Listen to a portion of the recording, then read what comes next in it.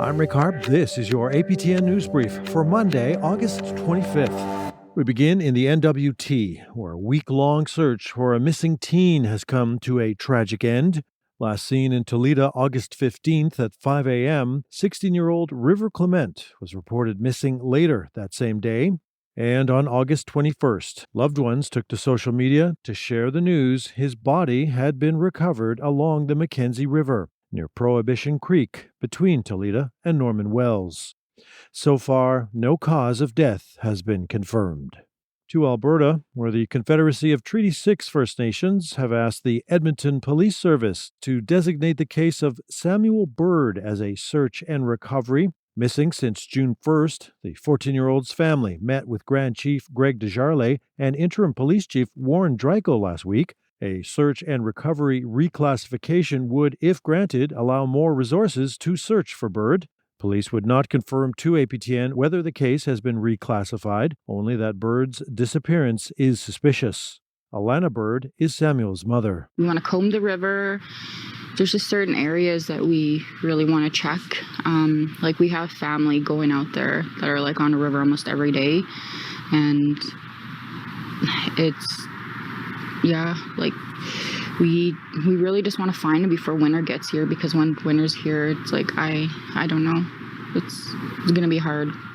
Métis Nation Saskatchewan has declared a state of emergency, calling for immediate action on what it calls a crisis of gang violence in its communities. They warn more lives will be lost and families affected if something isn't done. Mike McDonald has more. The resolution by the Provincial Métis Council is designed to empower the MNS government to engage with the provincial and federal governments to support community-led initiatives to address this issue and establish culturally grounded solutions to addiction and violence in Métis communities. Two Métis Nation Saskatchewan councillors had this to say. When you see homes that are being boarded up because of crystal meth use, and you have to wait a year, go through a process before cleaning those homes. And so in small northern villages, it's visible, it's alive and well. When you're going to the local grocery store and being threatened by a bat, with a bat from a drug dealer's mother, or when you're going to the local restaurant and you're getting jumped for your sneakers from somebody struggling with addiction, right? So it is rampant. I want to see immediate action. And like we were talking yesterday, we do have mobile outreach in Regina, Prince Albert, Saskatoon. We have a mental health line. We have, emergency homelessness dollars that citizens can access.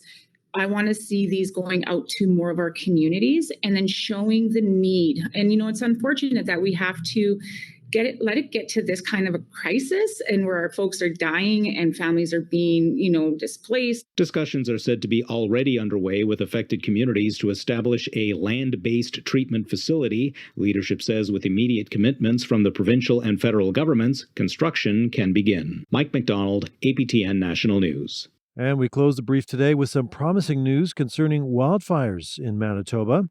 With an update, Sav Jonesa. Thanks to suppression efforts and weather, several key wildfires in Manitoba are no longer out of control. The province-wide state of emergency expired Friday and will not be extended. 5 wildfires in the north and east have moved from out-of-control status to being held. Areas affected include Leaf Rapids, Marcel Colomb First Nation, Pimachikamak Cree Nation, and Nopaming Provincial Park. Being held means the fires are mostly contained and are projected to stay within current boundaries, but could still grow depending on variables like weather conditions. Another fire near Lynn Lake is officially under control, meaning it is completely contained but still requires some firefighting efforts to be fully extinguished.